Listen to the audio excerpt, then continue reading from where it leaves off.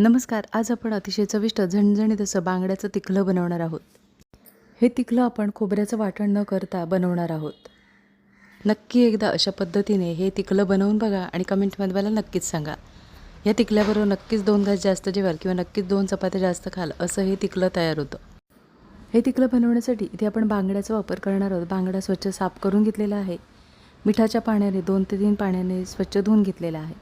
बांगडा मॅरिनेट करण्यासाठी चवीनुसार मिठाचा वापर करणार आहोत आणि अर्धा चमचा हळदीचा वापर करणार आहोत. मीठ आणि हळद बांगड्याला व्यवस्थित असं लावून घेणार आहोत.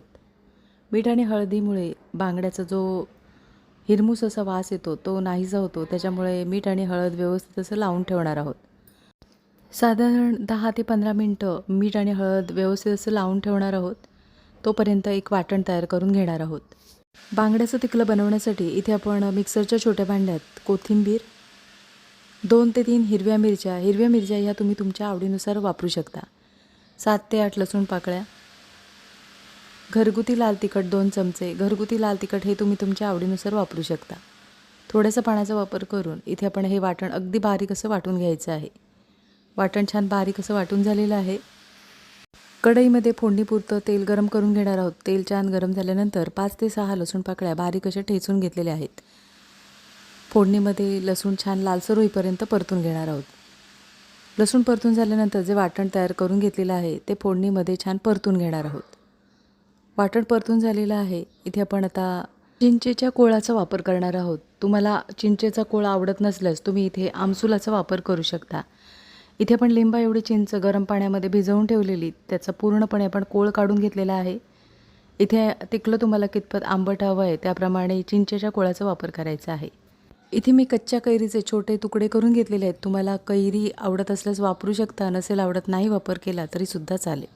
ह्या तिखल्यामध्ये कच्च्या कैरीचा नक्की वापर करून बघा. अतिशय चविष्ट हे तिखलं तयार होतं.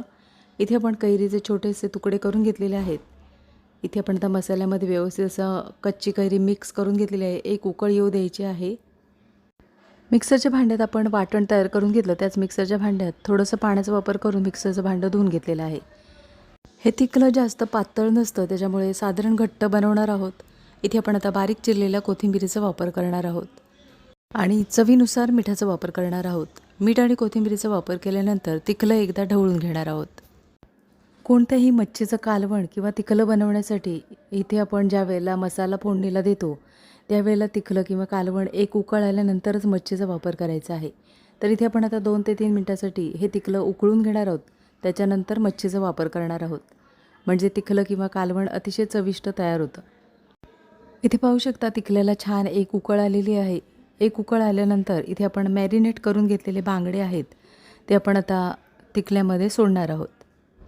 इथे मी बांगड्याचं हे तिखलं बनवलेलं आहे. तुम्हाला जर बांगडा आवडत नसेल तर तुम्ही इथे बांगड्याच्या ऐवजी कोळंबी, मांदेली किंवा पापलेटाचं हे तिखलं अशा पद्धतीने बनवू शकता.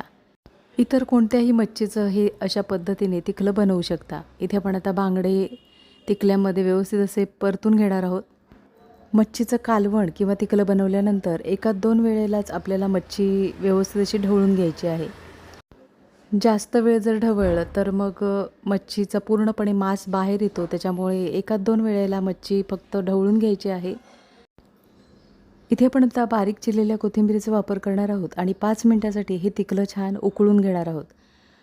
बांगडा शिजायला फारसा वेळ लागत नाही. 5 मिनिटामध्ये इथे आपलं हे तिखलं छान झणझणीत असं तयार करून झालेलं आहे. नक्कीच एकदा अशा पद्धतीने हे बांगड्याचं तिखलं बनवून बघा आणि कमेंटमध्ये मला नक्कीच सांगा. हे बांगड्याचं तिखलं गरमागरम वाफळत्या भाताबरोबर, भाकरीबरोबर, अगदी चपातीबरोबर सुद्धा अतिशय चविष्ट लागतं. नक्की अशा पद्धतीने हे तिखलं बनवून बघा आणि कमेंटमध्ये मला नक्कीच सांगा. गॅस बंद करताना एखाद मिरचीचा वापर करायचा आहे. मिरचीचे 2 तुकडे करून घेतलेले आहेत आणि बारीक चिरलेली कोथिंबीर. एक उकळ येऊ द्यायची आहे आणि गॅस बंद करायचा आहे. नक्की तिखल्यामध्ये हिरव्या मिरचीचा वापर करून बघा. मिरचीचा छान असा स्वाद येतो. इथे आपण आता तयार करून घेतलेलं तिखलं आहे ते एका डिशमध्ये काढून घेणार आहोत. आजची रेसिपी आवडली असेल आणि चॅनलवर नवीन असलात तर चॅनलला सबस्क्राईब करा आणि व्हिडिओ आवडला असेल तर लाईक शेअर करा. पुन्हा भेटू अशाच चमचमीत नवीन रेसिपीमध्ये.